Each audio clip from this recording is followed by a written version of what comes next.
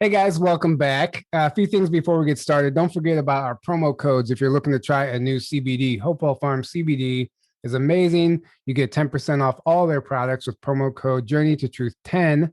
That link is below in the description. I highly recommend it. I use it every day. It's incredible CBD. It's some of the best I've tried.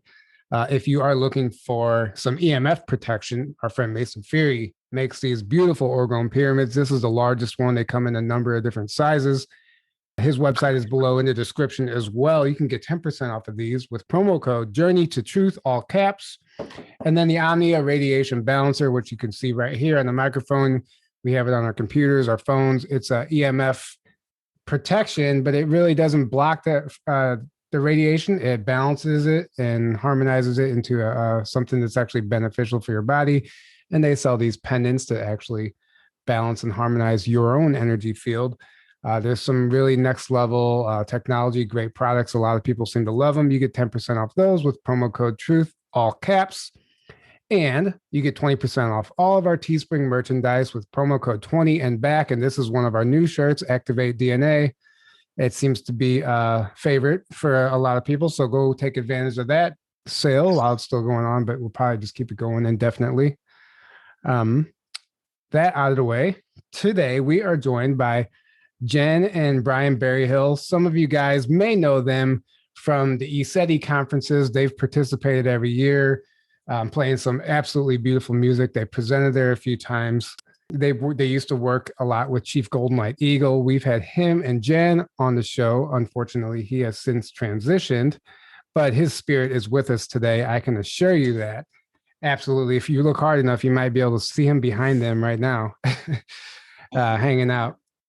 But welcome to the show, guys. I'm excited to get into this. You guys obviously have been doing some great work. You guys run a sweat lodge up where you live, and just the star knowledge, the ancient wisdom, the spirit animals, like all of that type of information is really crucial, because that's the direction I feel like we're moving back to, because we've gotten away from living in harmony with nature. And I just kind of want to cover that and how we can get back into that way of life. And I think it's extremely important right now. So welcome to the show. Thank you. Appreciate it. It's great to be here with you guys. Thank you so much for the invitations. Be here with my wife and be able to talk to you guys, catch up from last time we saw each other out there at ESETI. So, and yeah, thanks for the invitation. Yeah, thank you. Really great to see you guys again, and excited for this conversation today. Yeah. Right. Yeah, it's going to be beautiful. I know it. And actually, the last time I saw you was in Florida for the solstice in December. And we did that ceremony on the solstice. And if you remember, we had a day sighting. We had that ship come. It was there for a while, and it was pretty awesome, I thought. And I just think that proves the importance of even doing ceremonies, because they show up, they understand, they appreciate when we put in the effort and we take advantage of those days. So I thought that was really awesome. But I'll turn it over to you and let you guys kind of introduce yourselves a little better, and let us know how you got into this work. Sure. You want me to start? Sure. Well, gosh, I know it's like, where do you start? Right.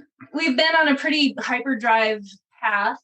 So I think our journey really, really did start on a spiritual level when our son arrived. So we have a son named Blaze, and the way that he got his name was kind of what really catapulted us onto a new path. We weren't sure if we were having a boy or a girl. We were letting it be a surprise. And the day that baby was coming, it was kind of a cloudy, overcast day. And we're in the room there at the hospital with the, west facing window, and the clouds broke and a beam of light shined in the window onto the baby's head as baby's head is crowning. Wow. And it was like this miraculous, moment, and so we're like, I said, like, if it's a girl, we should name her Sunny or Sunshine. And Brian's like, if it's a boy, we should name him Blaze. And so I was a boy. And so we have this amazing star child that, he came into the world, and we had to get our act together. Like there was no more screwing around, and our lives completely did a 180. And, you know, during that kind of time frame, you know, as a soon to be mom and seeing the state of the world, you know, I was in a lot of fear. And, you know, we were just like, you know, how can I bring a child in this really chaotic world? And, you know, this is 13 years ago, and holy crap, you know, it got really crazy. Yeah. So, you know, we discovered ceremony. We discovered learning sacred ways. And then we eventually met Chief Golden Light Eagle at a Star Knowledge conference. And that really is, you know, like the root of where we're coming to you now from, you know, because we learned so much working with him, working in the ways of ceremony and learning the star knowledge that he's been teaching for the last 25 years, and really integrating that into our walk. And it's just been life-saving, honestly. And, you know, we're still really dedicated to continuing the legacy of what he brought through, because we need this work. We need this information. And without it, I don't know how I can stay sane in such a crazy world that we're still in. So I don't know. You want to share more on that? Sure. Yeah. Like coming, you know, Jen and I used to have a company, and we sold t-shirts all over the country. And we met some people that knew Chief Golden Light Eagle and had been doing ceremony with him. That's how we kind of, you know, heard about him in the first. So, you know, we were busy, we were married and out there, you know, kind of living like rock stars, you know, going to all these rallies. And it was a lot of fun because everybody's on vacation. So anyway, that was just proving to be a little too fast of a lifestyle for parenting. Who would have thought it? So anyway, after meeting Chief Golden Light Eagle, getting a chance to do my first sweat lodge, really it was intriguing and opened a lot of doors. And I really didn't ever see myself actually doing ceremony or to the level of what I have learned over the years, you know, with all the time that we spent with them. He would encourage me so much over the years to, Brian, hey, learn these songs, you know. He was starting to push that with me. I didn't feel like I could sing, didn't know the words. It's hard understanding a different language. And I'm like, I don't sing well. I don't know really how to drum. He's like, Brian, it's not about you. Things are for the people. And it just kind of helped shift my focus about what we were doing and what my contribution mattered. Come together and do ceremony. Everybody's presence has a signature and a vibration where we're coming from, whatever experience we've just had or whatever things are in our field. And so it all affects ceremony. So when we do ceremony, we like to do as much as we can to help kind of clarify and clean that space so that as people come, you know, they're not thinking about stress and worry. You don't want to bring those things to ceremony. You want to just be very high vibration anyway, it was really kind of what that hook was that brought us in and made us feel like we belonged and opportunity to spend that much time with him. And it was really incredible. Yeah, that's beautiful. That's amazing. I think the very first time I ever met you was at ESETI, and I don't know if you were presenting or if you were just saying a little something on one of the panels. I don't remember exactly. I think it was a panel, but you were sharing an experience you had out on the field there, and you were trying to connect, you know, like everyone else, you're trying to connect with an ET or a craft out there. And then you had gotten a message like, why are you trying to connect with us? You should be trying to connect with the people around you and the nature.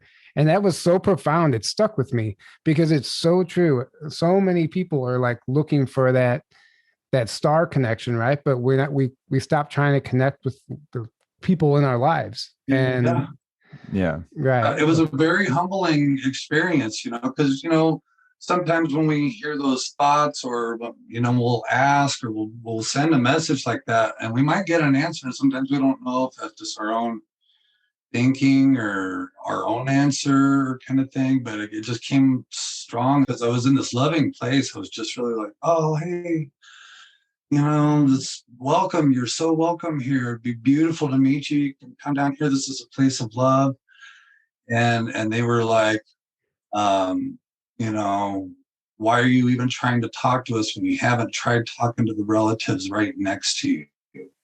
And it didn't make me just think of the people around me. It made me think of trees and the plants and the stones, and there's consciousness levels. Yeah, all of those things. And I heard that for a while before I actually had some experiences that were like, oh, that's what they mean. No wonder they understand and can talk about these things in ways, because it's real. And once you had that experience, you don't dismiss it. It's one of those things that Right. Yeah, exactly. Right. Exactly. And it's beautiful. And even remembering that everything has a consciousness, because we do that. We forget that. You walk outside and, how many people are actually talking to the trees and the plants? I know a lot of people do, and the animals, but there's a number of people that don't. And even me, when I know it's possible, and sometimes I do, there's other days where I'm just cruising around focused on what I'm doing, and you're just walking by all of that stuff without appreciating it. So taking the time to just acknowledge it. And that goes back to some of the old Native American teachings where, their school was nature. They were sent out into the field and told to have a conversation with this rabbit or whatever. And they didn't understand as a child, but as they grew up, they would understand that the rabbit was actually telling them something, and they learned how to communicate with the animals in nature. And that's one of the things I wanted to get into also is the spirit animals, because I know that's huge, doing the work that you do. So would one of you guys mind touching on that aspect of it? Well, I'll just say real fast what I've seen with some of these children, that grow up with adults that aren't filtered and aren't all walled off and veiled. Those children tend to see things very early on, and then they kind of don't know what they're experiencing or seeing. And so cool parents are like, oh, that's just such and such. Don't pay any attention to it if you don't like it, or, so not like, oh, that's not there. They don't sit there and shut the children off. And so the children kind of already have a natural telepathy, if you will. And so when you have parents that aren't like, oh, that's crazy talk, and encouraging the child with what they're experiencing, then I see that developing that much more with them. So I just wanted to say that in response. Right. And, I would imagine a lot of us can actually identify with, maybe having forgotten our connection on a telepathic level. And so, a lot of the star knowledge teachings kind of go hand in hand with, awakening that remembrance again and helping us to remember how to be telepathic again, because that is the original language, and that's the language of the star nations. And so, to have contact that makes sense and is meaningful, there needs to be a little bit of an ability there, clairvoyance, clairaudience, telepathy, and all of that needs to turn back on again. And so a lot of our focus is that work. And, there's amazing animals that come as earth guardians to help us with that activation, the reactivation, the remembrance. And I remember when we were on the show with you, Tyler, and, Chief and I were sitting with you, you talked about the visit that you had with the deer. The albino deer. Yeah. Oh my God, that was so powerful. And, he shared with you just the power of not giving your heart away. Yes, I remember that message vividly. Yeah. Yeah. And so, there's simple teachings, but they have so much meaning. And we can really you know, we don't even have to be in nature to see a deer in order to be connected with nature. We can be in a meditation and we can call upon that spirit animal to come in and, you know, ask them for some clarity, ask them for some help. You know, the deer is like that power to be. And, you know, they work with our entire chakra system that, you know, deals with the emotional body. And so, you know, we can, once we're, you know, more, you know, able to travel in our existence on a neutral, like, place, like 0 point, you know, where we're able to navigate our emotions really in a healthy way, you know, we can begin to emanate the colors from our chakras to help other people in their processes and, you know, kind of help tune them up a little bit too. So, you know, it becomes like the symbiotic relationship, much like a natural deer would have with us. We can start to have that with another human. And so like, we're all in this together and we're all doing, it's like a ripple effect. So, you know, it's so fascinating to me. And that's just one example. You know, there's many earth guardians that we speak of when we work with the star knowledge. And so as we're working with it each month, there's one earth guardian that we are working with for that entire moon cycle. And currently in this moon cycle right now, we're like, we call it the 10th dimension, and we're working with the bear. And the bear is such a powerful, like animal to come in and help us right now, because they work with opening the gates that have been closed. So like the gates of the mind. And it's really about facing your fears and being brave enough to take on what scares you the most. You know, what is your biggest challenge? And the bear can come in and help us with that. And so, you know, as we're doing more conscious work with it, more becomes clearer, we get a greater understanding, and then, you know, it's like totally leveling up. And it's so perfect because I'm looking at your shirt and I see your DNA and I see the word activate, and that's exactly what the work is. Oh, great shirt. Yeah. You designed it too. Right. That's Cool. awesome. Cool. Put me down for one. Well, we can certainly send you one. Yeah, she send you guys one. Awesome. Yeah, that's absolutely fascinating, and that was beautifully said. Beautifully said. And the one thing I noticed is that pay attention to the animals around you, because they're trying to give you a message most of the time, and sometimes we're not focusing on it, right? But if you stop and start observing them, they all have something to say. And we all have our phone, we all have the internet, and if you don't know and you don't know what to do, just Google it, look it up. And look up the meaning, the spirit meaning of seeing an owl or whatever animal or bird, whatever it was you just saw. But then eventually you won't need to look it up. You'll start to connect with that animal, and you'll know when you see him what that means for you in your life. It's something beautiful, but I just want to remind people to pay attention to that, because sometimes they're out there trying to get your attention, but you know, you're just too focused on something else. Okay. You know, I'll share another experience with a stone. You know, because there's, you know, when you speak of these things, you might get like a woodpecker, right, is knocking and really catching your attention. And it's good to find, you know, that teaching and kind of go down that journey and do whatever reflections might speak to you around that. So when you hear of people that are talking about consciousness of stones and getting messages from stones, it's a little harder because they're not making some clicking audible thing going on, or and so it was elusive to me. But you know, we went and got stones and wood for Sweat Lodge one night, and Chief's brother John was with me, and I'm standing on top of this pile of rocks, 5,000 rocks, right? And I'm just trying to look for the right size stones to bring in for Sweat Lodge. Which one, John? You know, he throws it to me. You need to put that on your altar. And I'm about the size of a baseball, maybe a little bit bigger, right? It's like, okay, so set up the fire and put it on the altar. And she came out. I said, look at this stone that John said I should put on the altar. And Chief's eyes got real big. He says, oh, that's a good one. So you need to bring it into lodge tonight, pray with it. So I did. I was the last one to come in lodge, and I brought it in with me. He said, also pray with it. When you're done praying with it, put it in the bucket of water. You know, we have a bucket of water in the Sweat Lodge. You know, you used to put on the stones that it up in there. Anyway, so I put that stone in the bucket of water. We sang a song to honor the Stone Nations. So anyway, he said, "Oh, that stone was to give you a doctoring. So go ahead, and he wants you to pull it out of the water, and it's going to heat up. Put it wherever on your body you feel like you need a doctor." So, okay, so water. And the bucket of water is cold. Oh yeah, it's cold water. 5-gallon bucket at Home Depot, right? So maybe full, it's got 10 inches of water in there. So I grab it, and it's just like grabbing a cold rock out of the pond or something.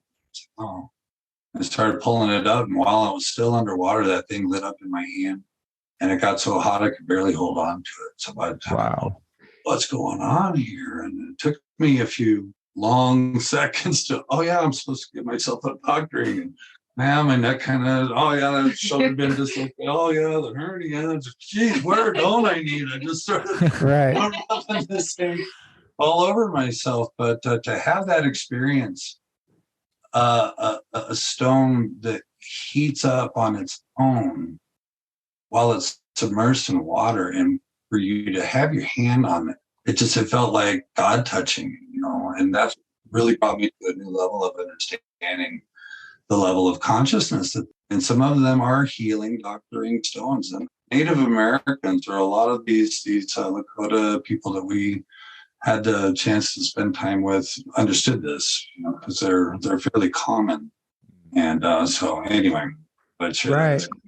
Well, that's amazing. When we were in Florida, you handed me that stone. I still have it that I was holding because I wasn't feeling the greatest, and it was like extremely hot. And now I know where you got that from, but I remember it was like really hot at one point. It didn't make sense to be that hot because it was pretty cool out. But I believe in working with stones and crystals and all that stuff, and they have a consciousness as well. I had a dream recently that I was a time traveler, and I was using the local rocks to time travel because they store the memory of the entire history of that area. And so I would somehow connect with the rock, and I was able to go back to, or go to any point in time in that location. So it's really interesting to think of it that way, as also being like a time machine. Well, they've been here longer than generations of people and birds, animals. I mean, the rocks have seen everything. They know the full story. They know the truth. So that's part of the, when we bring those stones in from the fire into the sweat lodges, that's what we're honoring, is what they have to share with us, that ancient truth and knowledge. Yeah. And it's cool. Right. How the ancestors come in, because all of our bloodlines are DNA. Those are our ancestors. Those are our children. Well, we're going to care about them no matter if we've passed over. Energetically, they're part of us, right? And so our ancestors have that same love, and so they want to support us, even though they're crossed over. When we call in and ask for help, our ancestors know us better than anybody, Right. Yeah, exactly. Right. Yeah. Yeah. So I want to kind of we talk about the star knowledge, the star teachings. Let's talk about the star people. Where all this stuff comes from. Ancient cultures all over the world were in communication with the star people, or ETs. They know they exist. They knew they exist. UFOs. It was all common talk, and it's depicted in hieroglyphs and pictographs everywhere, all around the world. What is your experience with seeing craft and being visited by these star people, or do you have experience like that, and what can you share? Well, Brian's got some pretty amazing contact or experiences, we could say. And just to preface that, I feel like, we all have a little bit of a different way of how we receive or perceive connection and experience. For me, it's more on a telepathic level when I'm either in meditation or in sweat lodge, when we're calling in for what we're, the ceremonies. And so it could be all kinds of different experiences in that way. But, to physically see them with your eyes, like for some reason, I don't always see what everybody else sees, but I see it in a different way, which is, like as light or energy or often colors. And, just the feeling, a very, very strong feeling of a presence. So I'll let Brian share his good stuff. Well, and go ahead. I was just before you go into that, that's a great point, because if we have this preconceived idea of what we want contact to look like, you might be disappointed.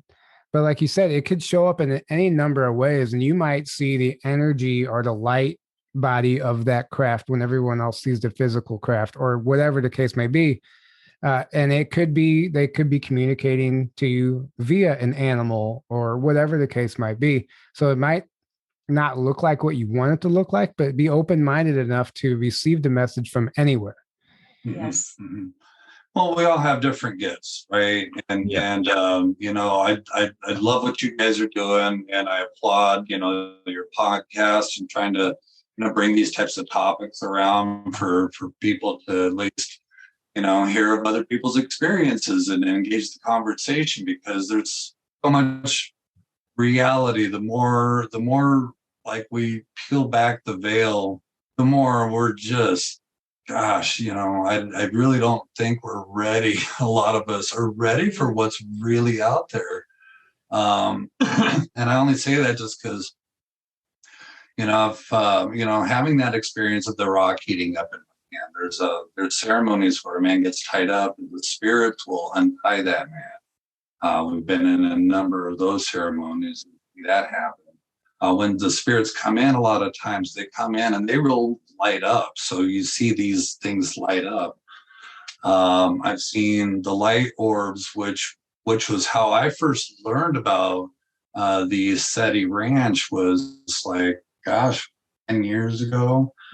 10, 11 years ago. I think we just got done doing Sturgis. We were in Estes Park, and I started seeing these light orbs moving around, and Jen couldn't see them. But gosh, I was pissed. Oh, she was pissed. She was upset. She was dropping in. I was like, whoa.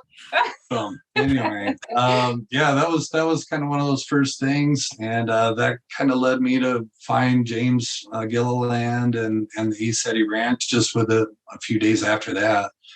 But most recently, I had a really powerful experience, and when you've had some of these experiences, you're like, okay, if that's possible, anything's possible. Right. If that rock can heat up in my hand like that, anything is, because that defies any scientific, so there's things that are out there that we can't break down logic.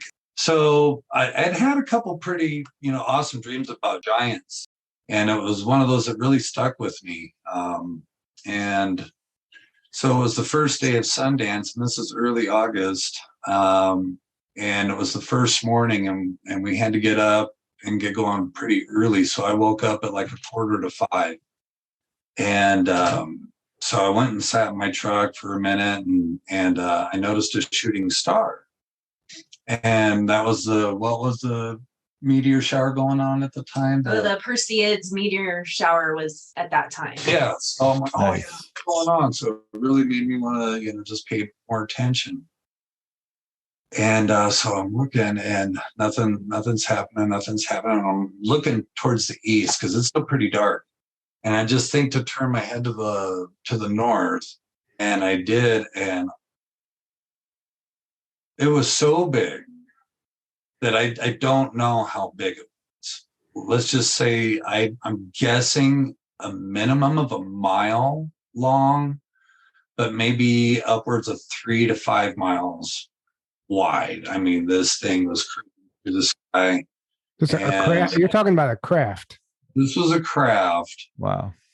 It was a scale, my jaw hit the ground. I mean, I looked around quick to see if anybody around was awake yet, and nobody was. Jen was actually in the tent. She was awake, but she was still in the tent, And he didn't go, "Hey, Jen, come check this out." Oh, freaked out. My jaw was on the ground. You never know how you're going to react when you see something like this. But if I had, it was hard to tell how far away it was and how high above the ground it was. This thing, like I said, I'm guessing 3 miles. So, and I'm trying to be conservative and try and not over exaggerate this thing. If 3 miles, doesn't sound crazy enough, but it was shaped like a capsule. It had a bunch of windows that looked like starships, like the ones we would see up at Yosemite, the real bright ones. Right. You can tell the difference between the satellites that kind of faint, flying out, and the ones that'll power up and really, really. Oh yeah. But this thing had 50 to 100 all lined up like windows. Wow. Right above Inside each other. of it. Inside, like reflecting out. Like I watched it go behind a cloud, and it was reflecting light off the back of the cloud. It's so hard to describe what I saw, and I maybe had a minute and a half of visibility while it went to the east and eventually went out of sight. But it was a cylinder, and it was almost like glass-like, but maybe chrome or reflecting the colors around it that gave it like a camouflage. Just, I've seen some crazy things, but nothing even remotely close to that big. Right. It was really recent, a month ago. That's beautiful. And Wow, what's interesting is I put a cylinder craft with windows on the thumbnail that synchronicity, like without even knowing that you had that experience. What? Yeah. If you see the thumbnail, you'll see I put it in the sky. I don't even know why I decided to. That's why. And it was so there's the stock. I gotta look now. Yeah, right. There's the stock photo, and then I added this little cylinder craft UFO with windows, and if she can pull, yeah. All right, so picture a lot like That's a amazing. whole nother row of windows underneath those, but the thing was Massive. easily 10 times, 20 times the size of that.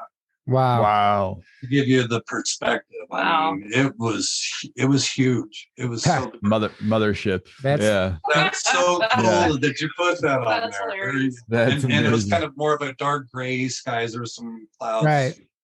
Well, I think those ships are around more than we think every day. I feel like we've always heard if they decloaked, they uncloaked all the ships, it would just look like a Star Wars movie or something with just air traffic. Yeah.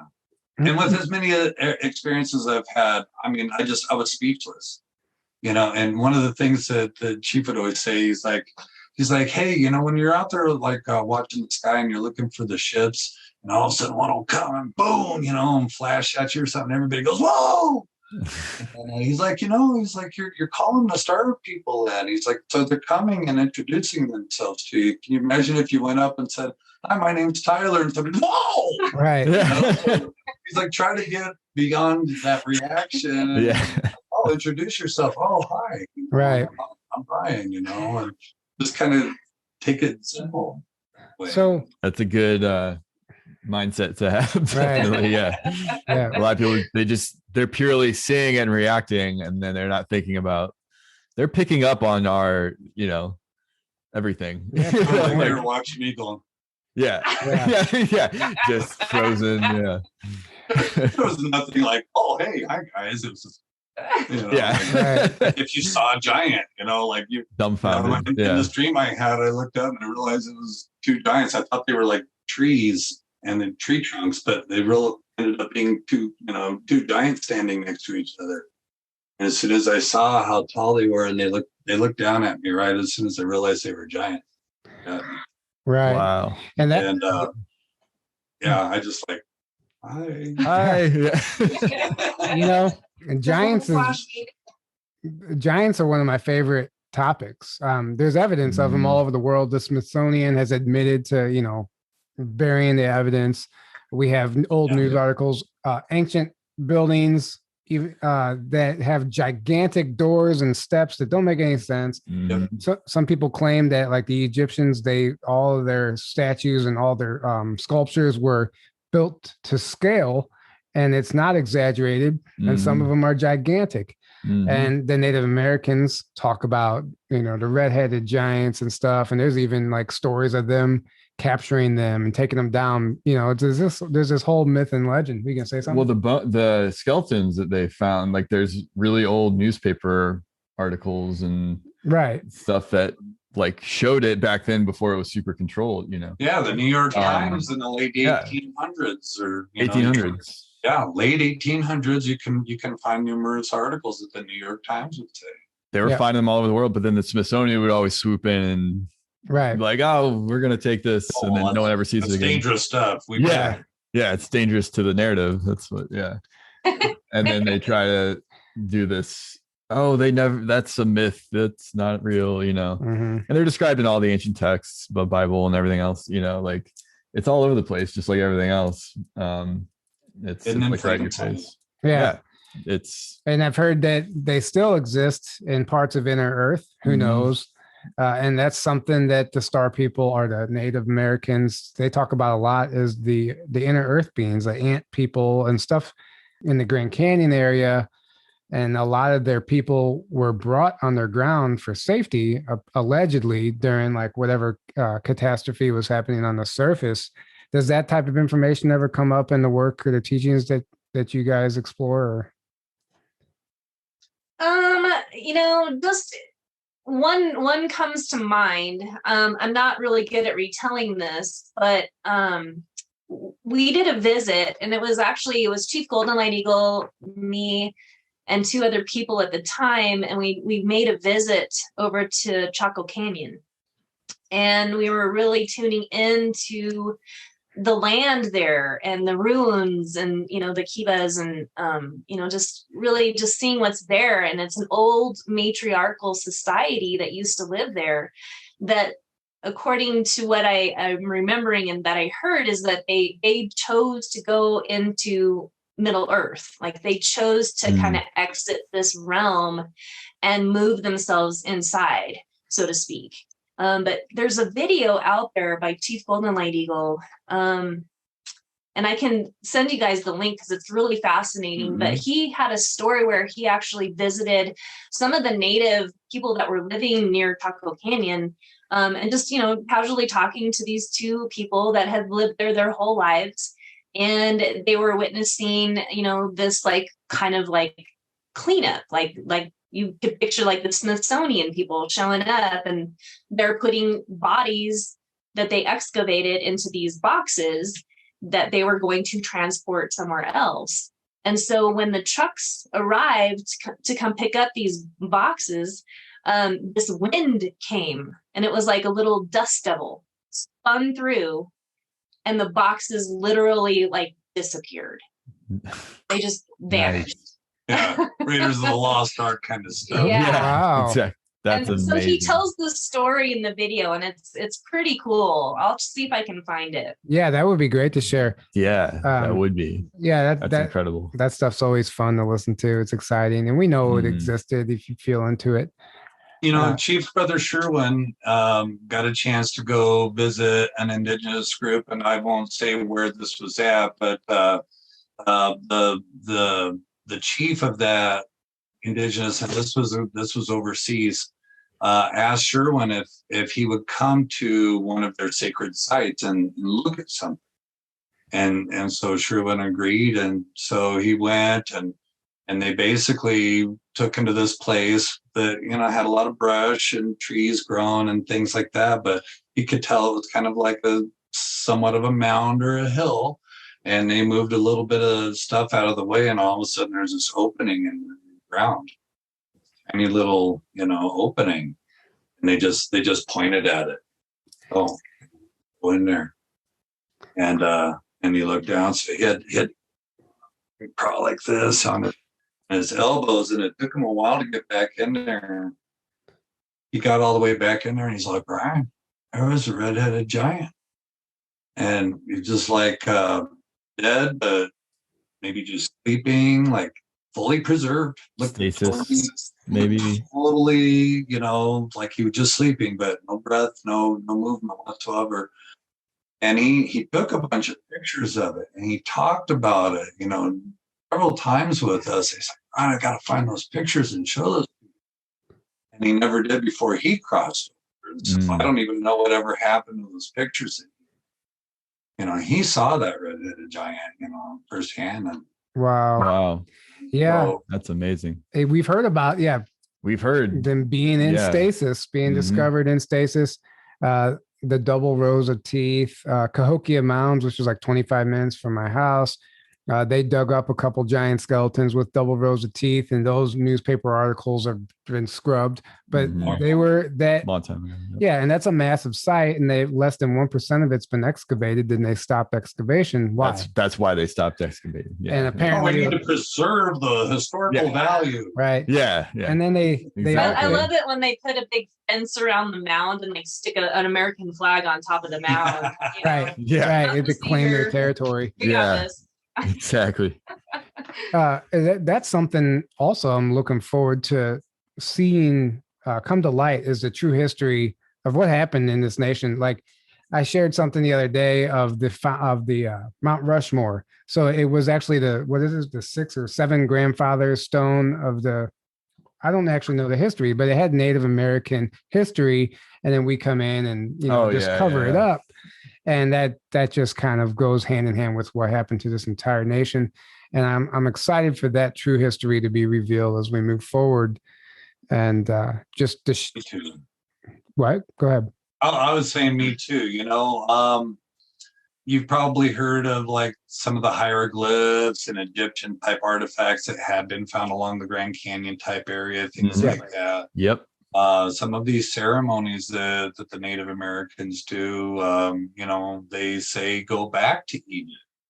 And so, we don't know how recent or long ago that time frame really is, because I'm getting more and more convinced that we've been so severely lied to in the last 100 years alone. Yeah. I don't know how much of whatever they've told us about history I can believe, because it's a great cover-up story to not talk about giants and not talk about advanced civilizations and advanced societies and technological things that they had. I mean, look at this. Look at the theatrics. I'm a builder, you guys. I've worked with tile and stone my whole life, and that's hard stuff to cut and polish. And when I see some of these cathedrals and megalithic structures, and it just boggles my mind how they pulled that off. Yeah. And so it's almost laughable that these horse and carriage guys, even here in America, were able to build some of these grandiose buildings. Amen. Chime in about that. Well, I agree 100%. I'm in construction as well, and I get what it takes to cut a stone and set a stone and all that stuff. And even something small, sometimes it takes 4 guys to move, whatever. And this is minute. And I was in Mexico at Chichen Itza 2 years ago on the winter solstice at the pyramid site on that day. Interestingly enough, it was the only day on the whole trip that I saw chemtrails in the sky right above the pyramid crossed. Not a coincidence. Of course, they were, whatever they're doing. But so they have most of the site, you can't really go and touch the stuff, but they have loose stones that were they found laying there, like the whole site was just abandoned. So it was like mid-construction. A lot of these big stones are laying there, some about waist high, I don't know, about yay round. And they're probably the smallest stones on the site. Like, everything's massive. And I wanted to see, like, if I could even budget, to see what it would take. And like the reality of sitting there trying to move this stone and just not being able to budget at all. Like, and then think about them building these pyramids. I don't know. It's crazy. What was it? The Great Pyramid? They tried to build a 1/5 scale size one in Japan years ago. I don't know. Yeah, they tried to build it 1/5 the size, and they couldn't even do that with our modern, the best of what we have today. And then, so somehow they built, and when you look at how intricate that is, and how just precise, and it's aligned with the stars and the everything about it. Stone can heat up and give you a true doctoring. Yeah. That's how to interact with your DNA and your tissues, Yeah. you know, through just a contact and or belief and or like, wow, that, you know, is what else is it able? I mean, Well, exactly. can it levitate? Did we know how to levitate? Well, it's all sound. Sound levitation is real. That's Exactly. proven. To me, Did that's we what change the shape of the stone, or would it change shape at our request type thing? You know, all of it. great points. Exactly. Like some of them look like they were molded. Some of them even look like they could have been 3D printed with some sort of technology. They certainly don't look like they were sculpted to that accuracy. Yeah. The Coral Castle, if you guys have heard of that in Florida, there's that tale where those two kids are riding their bikes and they saw the owner moving stones one time with what they called ice cream cones. And they went back and told their parents that he was moving the rocks with ice cream cones. Well, over in Africa, they found all these ice cream cone shaped stones all over the ground, and they near these circles that they can't really explain. They call them cattle herds, but they turn out to be like the cymatics of that area. They built into a stone structure. Anyway, there's I saw in Ancient Aliens, I think, of one of the hieroglyphs that show two Egyptians holding ice cream shaped tools, pointing them at a stone that's depicted hovering in the air. And you can't hardly find that image online anywhere. But I'm telling you, that's what they were doing. Whatever these stones were, these cone-shaped stones, they were an instrument, they were a technology that they were able to somehow work with the frequency of the earth and the frequency of the stone. And this is how they levitated the stone. And if this guy for the Coral Castle was privy to this concept, this technology, that's exactly how he was doing it. And I feel like that would explain a lot. And you can walk around. Michael Tillinger talks about just being able to walk around Africa and find these cone-shaped stones, and he was picking them up. And it wasn't until he accidentally tapped two of them together and it created this beautiful frequency, this tone, that he started putting it together, putting the pieces together. And it's like, wow, this is a tool. This is a technology. So. We need to get a hold of Yeah. Yeah, I've been learning a little bit more about like the geopolymer type stone, and that has me very intrigued as well, because I've been mixing mortars and grouts and concrete, you know, for 5+ years as well. And that makes so much more sense too, of their ability to mold and sculpt right, without it necessarily being so obvious to us that that's what it is, because we use this Portland concrete, which is as straight as, you know. Right, exactly. Yeah, exactly. I want to shift into, like, I guess we can call new earth energies and like this shift, this transition that the planet's going through right now. Obviously, things on the surface are very chaotic. We have a fake entity as our president, whatever you want to call it. Some kind of entity. Some kind of thing posing as our president, obviously. There's a lot of weird shit going on right now. What kind of stuff, I would just like to get your opinion or anything that you've downloaded or tapped into about what is actually occurring right now. And what are your thoughts? What does this transition look like to you? Maybe Jen, you could start. Sure. You know, it's kind of interesting because I was kind of asking myself this question a little bit already before you reached out, just kind of asking myself, you know, what is ascension and what is evolving? And what's been coming through is that, you know, we're super multidimensional right now, and we're crossing timelines and planes of reality a lot faster. So the veil is definitely thinner right now. And so, you know, there's a lot turning on for a lot of people. We're seeing a lot of people waking up and having spiritual experiences, and it's kind of shocking because it's so sudden and so profound. And so I'm seeing a lot more people coming around saying, hey, you know, what do I do with this? I feel like I'm going crazy. So I'm seeing that a lot more. But in terms of like the earth energies and that thing, it's leading me to the concept of the micro and the macro. So as people are waking up more and more and more, and as we who have been kind of awake or whatever, and we're doing our work, we're raising our vibrational frequencies. And so the same thing is happening with the earth. And it's very, like we talked about a little bit earlier with it being a little bit symbiotic. So as the earth is raising the frequency, we have to raise our frequency as well. Mm-hmm. And the way it's happening is that we're getting a lot of energy blasting us from the sun, as we're witnessing with the Schumann resonance. So all of this photon energy is, like we're in this photon belt, and it's there to assist us in our ascension, in our awakening, in reactivating our DNA, our remembrances. And the same thing is happening with Mother Earth. That is what I'm getting. And so, we get choice points a lot faster. It's like something happens and we have to decide right now what we're going to do with it. And if we don't, we're going to get tumbled along in the wave, and kind of lose track a little bit. So I don't know where this is leading me, other than that's sort of just a new awareness for me. So it's really important that we continue to look at each trigger, each experience, and continue to do that in our work that helps us, to stay more grounded and more neutral in our emotional bodies, and go to those places where we find joy, because the joy is the highest frequency. And so when we're doing that, we can ride through the frequencies, that the chaos and the collective, so to speak, a little bit easier. But then it's also helping the ascension of Mother Earth.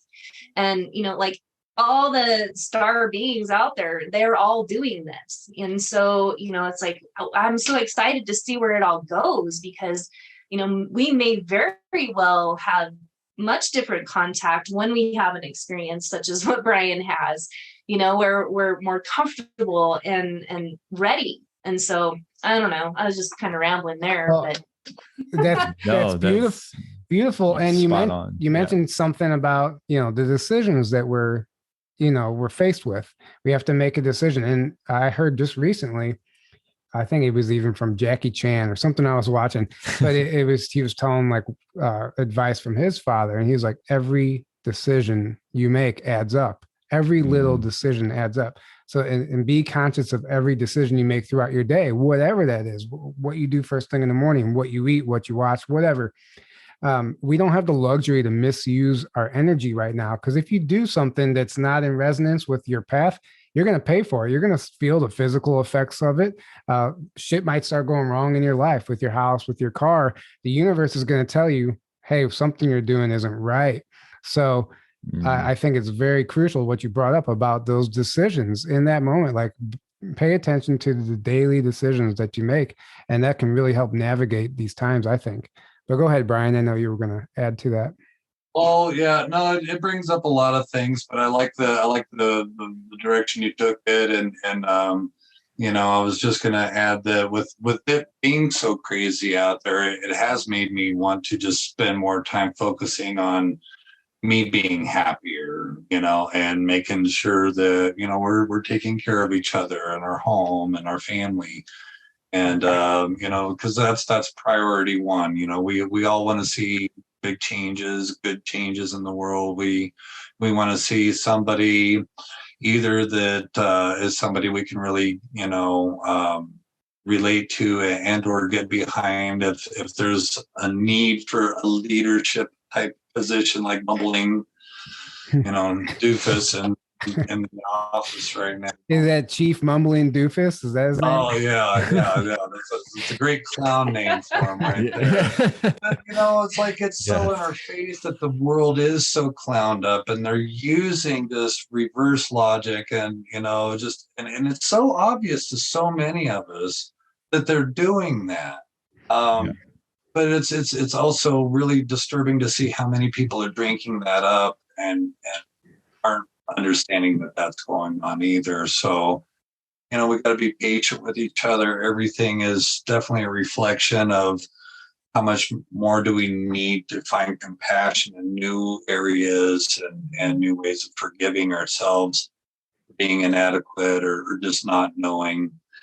And just a crescendo, I guess, anything I'm saying with any of that, most valuable takeaway that I had was that it really sank into how much the now is a very, very sacred moment.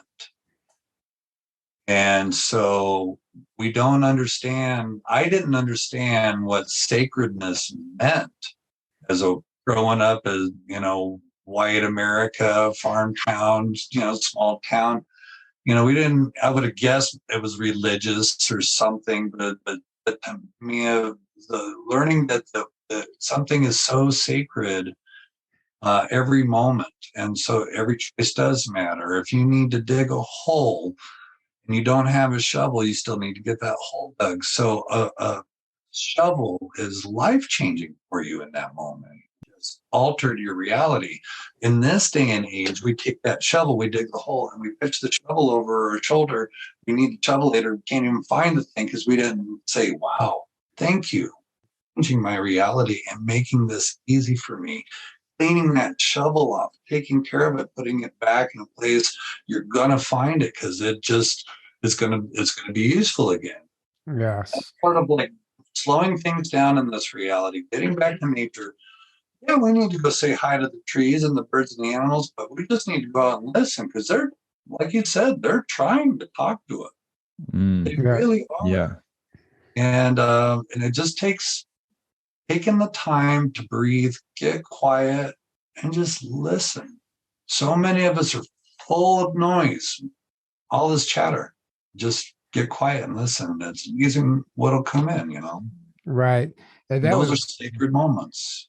Yes. Absolutely beautifully said. Beautifully said. And I couldn't agree more. That's something I've been doing as of late, very recently, is focusing more on being present.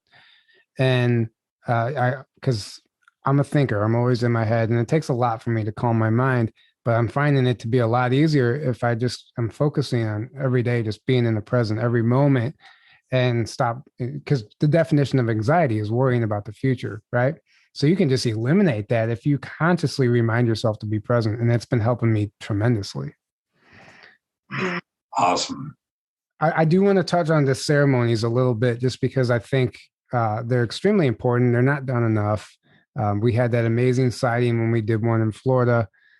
How would you recommend people who are listening, if they wanted to start doing their own ceremonies on these certain dates and astrological alignments and stuff, just kind of explain the importance of the ceremony and what it involves and what the actual goal is that you're trying to achieve with that? Because it's so easy just to say, yeah, do a ceremony, but what does that mean? Well, gosh, ceremony can be interpreted in so many different ways because, there's ceremonies that are held all over the world and they're all different. And so, very simply though, each day of our life can be a ceremony. When Brian was talking about the sacredness, we can bring consciousness to our day and make it a ceremony because, like an example is somebody will reach out and they're like, I'm in trouble and I need help. Can you please pray for me? And the response would be, yeah, I'll pray for you tonight when I'm home. Well, okay, so why wait until later to pray?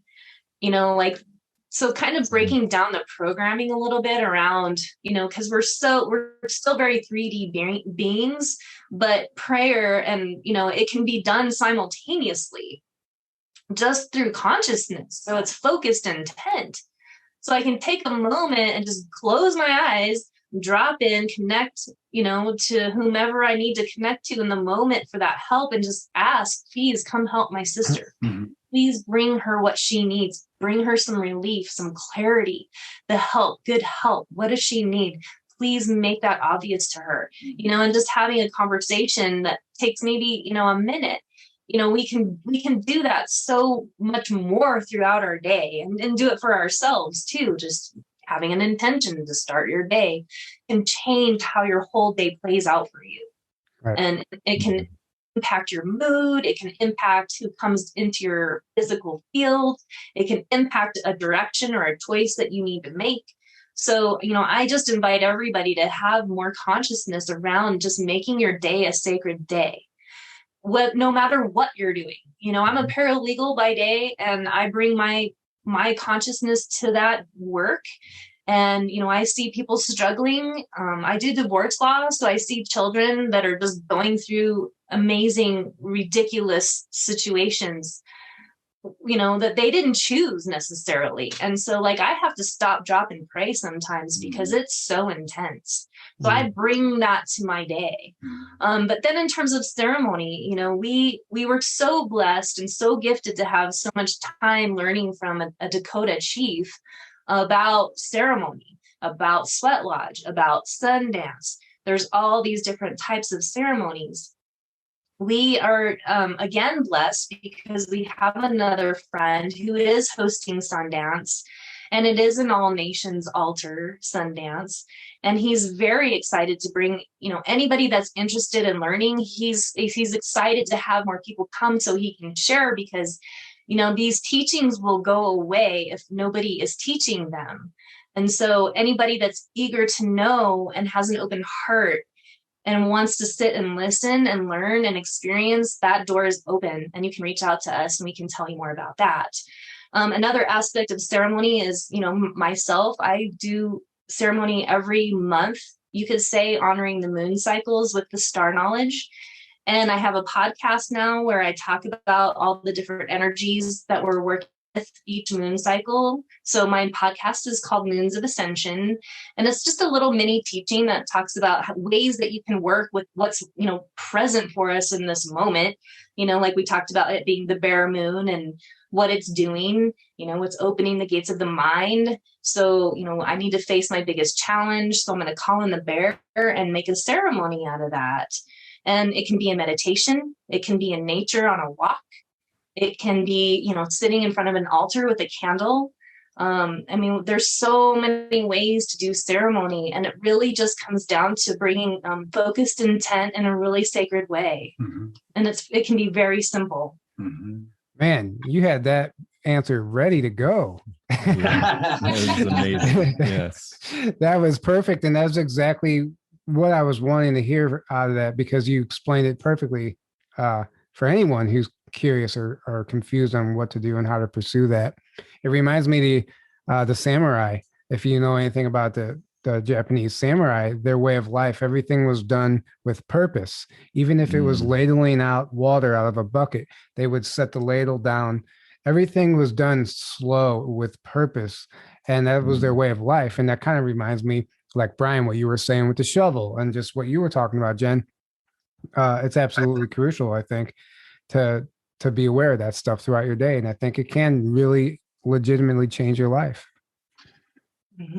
And so what I wanted to just maybe touch on a little bit about folks wanting to maybe tap in, and great questions, by the way, Tyler. I think they're really great questions, and trying to make it relative to the audience, not just being, a fantastical, interesting tales, but Right. 'cause Jen and I want to be able to help anybody that's wanting to do something more sacred in their life, and so just finding ways to do a ceremony, and just the intention alone, it creates that energy. Okay, so when Chief had encouraged me to start learning these songs, and Brian, the people need these songs, started to really put my heart into it, and that's when my voice came. That's when I was able to actually start, like, this voice was coming out that never had before. And so that was always a big fueling factor with my ever going to any ceremony. After that, I just realized, just show up in your heart, not in your head. We all want to know how this is working and how to do it and that kind of stuff. And that's just it. The way spirits come and work with you is when you're really in your heart. And that heart frequency is very attractive to any higher frequency being. It only makes sense. We get caught up in our thoughts. We're just vibing low. And so when we're really elevated, we're in that heart element, we've shown up to Sundance to serve. And even though we're tired, we're going to get up. It was like a reward of showing up. But it's not every time. I think just the sincerity, when you're really just in your heart, is when you're going to get those highest experiences. And so if you want to call in the star beings, just be open to the fact that they're there, whether or not they're going to show themselves to you. I was disappointed many a times in the beginning when we went out to look. I was ready for some big grandiose experience to show up. I never did. And I had to let that go and realize, wait a minute, this isn't about being entertained. This isn't a show. This isn't some kind of just so that we have some cool things to talk about. We're gonna get a new piece every chance that we, every time that we're stepping into that sincerity. That's my feeling. You're really just doing it, and you're doing it to do the best that you can. And right. And that is such a great, really good point. And, when we're in our sincerity, things happen quickly. Things click into place faster and effortlessly. So you'll know, you'll see a challenge or a difference, whether you're in your head or in your heart, the direction things go and how it feels. So, Right. that conscious reminder again, it just takes practice. If it's not something you're used to doing, learn some meditations or something on YouTube. I mean, there's so many resources out there, but just simply to sit, close your eyes, breathe, and feel yourself connecting with Mother Earth, and then feeling your crown open and connecting to the heart of Creator. It takes about 3 breaths and you're connected. And then, that allows you to be more in that heart-centered space to make that prayer or to make that question, Yes. asking. Yeah. So, And I know you're right, because an orb just flew past you. It just flew down in front of you. and I you see it? didn't see it. Well, yeah, sometimes you don't. It's funny. That happens fairly often when we record. No, amen to all that. And I love, Brian, what you said about, it's not about being entertained and having a cool story to tell. And that's exactly that. That is on point, because how many people want to have that sighting just so they can tell that story and feed their ego? Great point.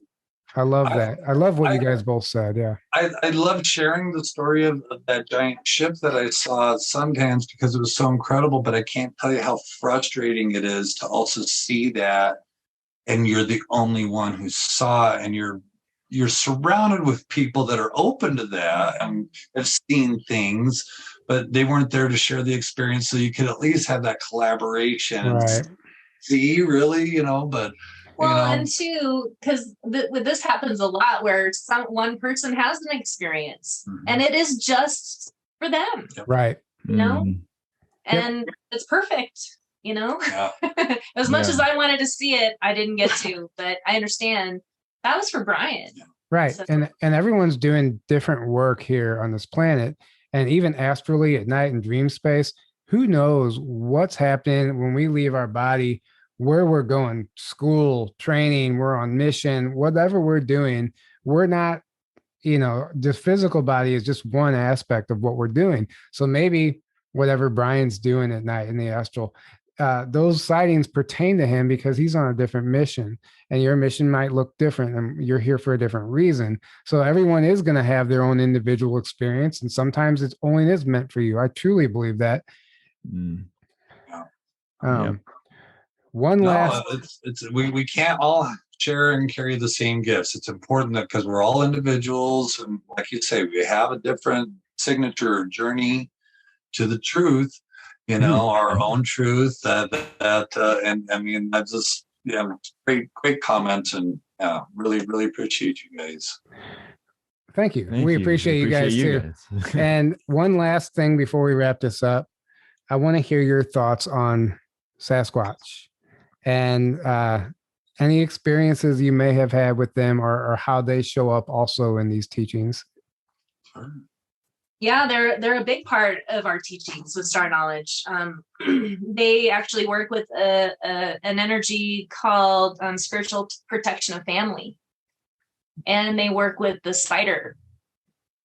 And they come a lot of times in dreams, But we did have a really amazing experience not too long ago visiting a very, very beautiful sacred space in Georgia.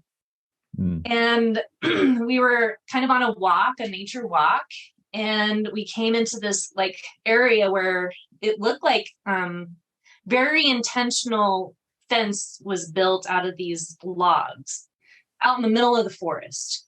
But it was just a space, probably, 30 by 30 space with these, logs set up in a certain way that made it look like, okay, this is this very sacred space here. Not man-made looking. Yeah.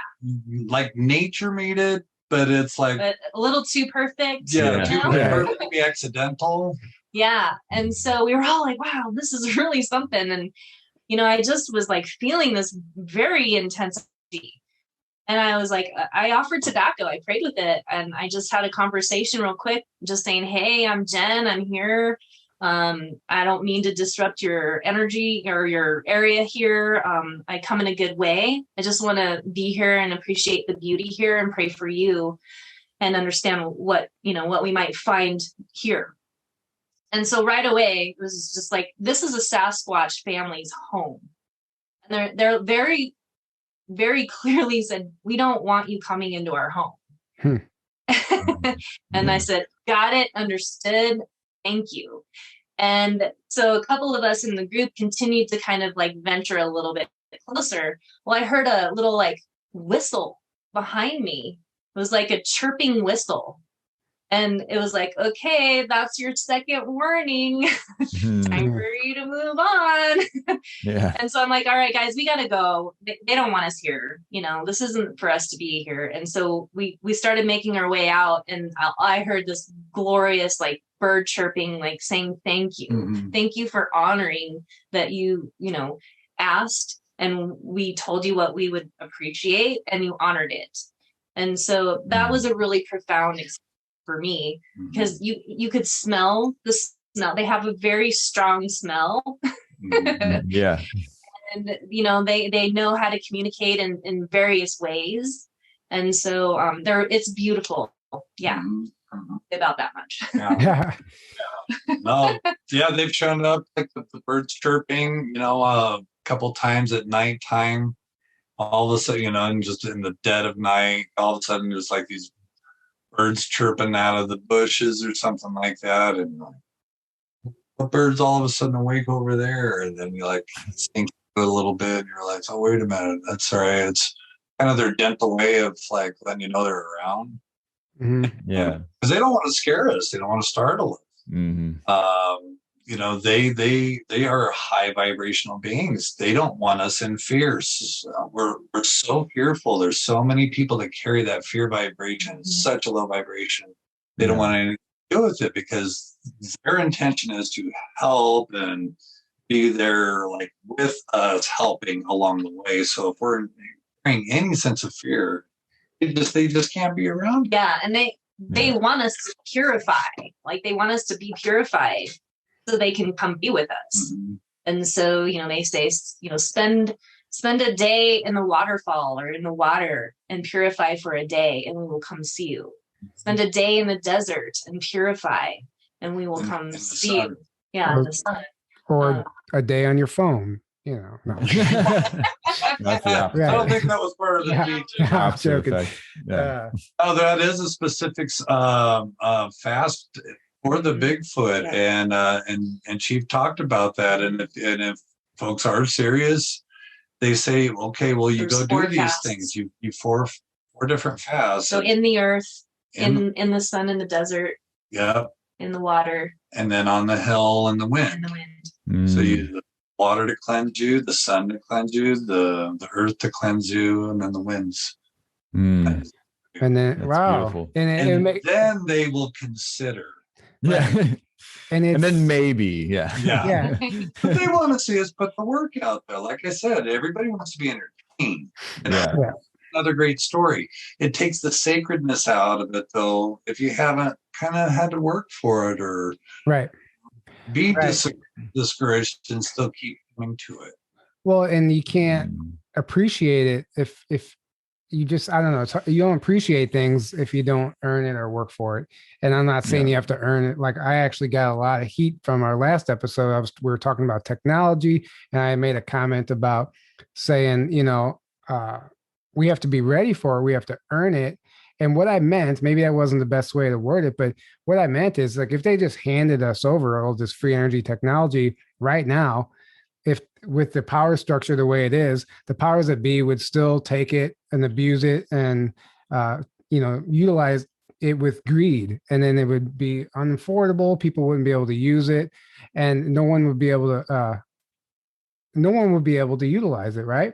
Until our collective consciousness is mature enough to appreciate this technology and use it for good, and the negative energy is mostly cleared off this planet, then we're going to be able to receive this technology, I think, as opposed to just being handed to us right now with the way things are. It's not going to be used how we want it to be used. That's what I was trying to say. And the same thing with the sighting or an experience like that. When you put in the work and you show that you're ready for it, then you're going to have that experience. I love that. That's awesome, Tyler. Yeah.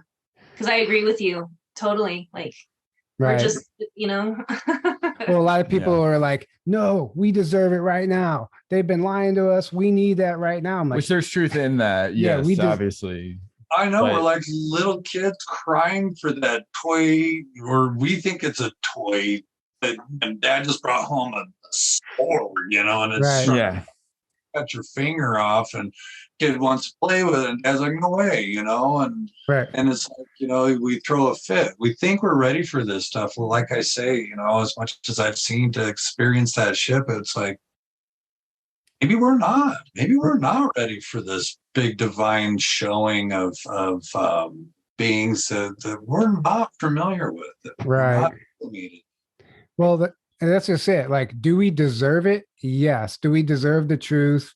And do we deserve the stuff that's readily available on this planet that's being suppressed? Yes, we deserve it. But if it's just handed to us right now in the state that we are, it's not going to, I just don't see it working out the way we want it to look. Here's what I want to say about that. The main thing that needs to happen is, because right now and for a long time, we've been so manipulated and poisoned and suppressed and just everything else on so many levels that it's like, and we're born into that. And then it's like, and then we're taught lies, and it's like, but then again, growth happens through, a lot of these things and struggle. And, but that structure needs to change. Like, we need a planet that we are free to live without all of that, like without, because right now there's this evil, structure that's just, raping and pillaging the planet and keeping us so suppressed and lied to. And, but that is going away. And that's part of, the ascension that's happening is naturally bringing that about, because it's bringing truth to the surface, it's bringing everything to light. So now we can all see what has been more hidden for so long. It's like in our faces. And that's forcing us to wake up and take our power back that we've given away unconsciously. It's almost like our consciousness is raising, but it's first we're in this hard suffering turmoil phase, chaotic phase, because it's like we were unconscious before, not realizing we're giving our power away. We're completely living in ego. We're destroying ourselves and the planet and the people around us and blah, blah, blah.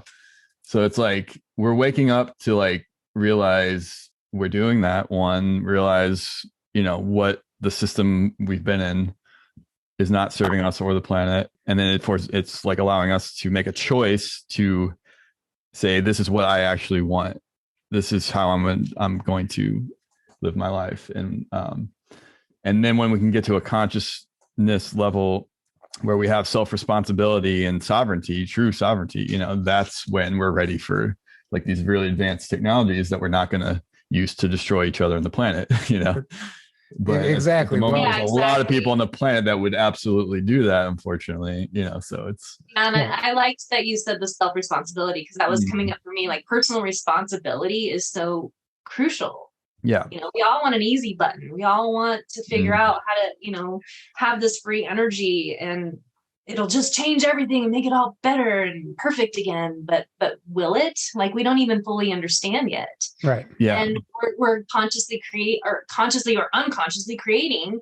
So what are we going to do with a device that we have no idea how it works? Yeah, we'll throw it over our shoulder just like that shovel. Another Atlantis event, you know? Right. Exactly. Unless we learn that sacredness. Yeah. If we learn the sacredness of that, that's the difference, you know. Yeah. Yes. Because it gives us a whole sense of value around something. And it's one of the things that we've had to do a lot of alchemy with the condition of the world, right? And how much time and effort we can find ourselves putting into, all right, I want to see what the mainstream media is saying. I want to see what the alternative media is saying. I want to hear what they're saying in ceremony and what spirit's saying. I want to meditate and see what my guides are saying. And gosh, I mean, holy cow, I think about how much time and energy and effort I've spent in the last 12, 13 years. It's astounding. Now, this whole new veil's opened up, and I'm grateful for it. But had I not had the squeeze of this world looking grim, I could have just kept going in my obliviousness, not really thinking there was an urgency or need to change much. You know, if we're being bad taken care of and handheld, and I think that's the truth, is we do need to be brought to a new level of appreciation and treating things as a good steward, this planet, all the life forms around us, just having the respect of acknowledging everything, every person, every being has its own safety, just like we do. You know, when you go up to a tree, you know, that you want to just snap a dead branch off because you're making a fire or something like that, maybe pause, recognize that it's a relative that has this dead branch. Maybe even ask or offer a little tobacco for it. See what happens. Start changing your approach to the things around you. Right. Yes. Amen to that. And yes. I agree. If we don't appreciate, be grateful, and I guess you could say earn whatever this respect and even this technology and these experiences, we're going to see the repeat of the fall of Atlantis. You know, everything's just going to be abused again, and people are still in their ego, and that needs to change before we can truly get to where we want to go. And it's going to happen day by day, step by step. Nobody knows what it's going to look like, but all I know, and what you said earlier, is you can be present and you can work on your happiness and focus on what it means and what it looks like for you to become the best version of yourself to make it through these times. And the end. Yeah. Be sincere. Be sincere in your walk. Yes. Yes. Right. Well, guys, thank you so much. Thank you so much. This has been amazing. Can you please share, if you have anything you want to share, how people can contact you, if you have anything coming up or your podcast, whatever? Sure. Yeah, you can find me and Brian on starknowledge.org for more information about following the symbols and the star knowledge. And I also have a website called Eden Arising. You can find more information about some of the work that we do for consciousness and ascension work called shadow work. And I'm excited to launch a 13-month kind of cosmic field trip journey. We are going to start a new cycle with the Earth Star Calendar Walk in November. So it's most likely going to be all free online, but it's a way to just work with these moon influences, consciously calling upon the energy and the influence that's coming in for that cycle. And it's going to be a lot of fun. You're going to get a lot of tools for how to navigate the energies and give you some fun things to think about, and hopefully have some takeaways, just deeper knowing and more self-love. Yeah, that's beautiful. And we'll put the link below also. So Brian, did you want to add anything before we wrap this up? You know, I don't really have a platform where I'm putting myself out there per se. You know, we get invited to come around and drum and sing. I don't claim to have anything all that special other than just some really, you know, amazing experiences. And I'm always happy to share my heart if it's inspiring to folks. And helps them, encourage them along on their journey. So, but I'm happy to be here. And if anybody does have questions, they can get a hold and find me through it. Beautiful. That way. Well, thank you so much. I really enjoyed this. We covered a lot of good stuff, I think. So keep doing what you're doing. We really appreciate it. And we'll do our best to keep passing on this star knowledge so it doesn't get forgotten. And anyone listening, if you feel compelled, share this, and we need this information. More and more people need to understand what we're capable of and what's possible. So thank you for tuning in. We love you guys. We can't do this without you. Yeah. Awesome. Thank you guys so much. You guys do amazing work, and we really appreciate what you do. And thank you for your gifts and sharing your gifts with people. That's what we're all here to do. So. Right. Right. Thank you. Thank you. Well, good night, everybody. We love you. Have a great evening, and we will see you next time. Night.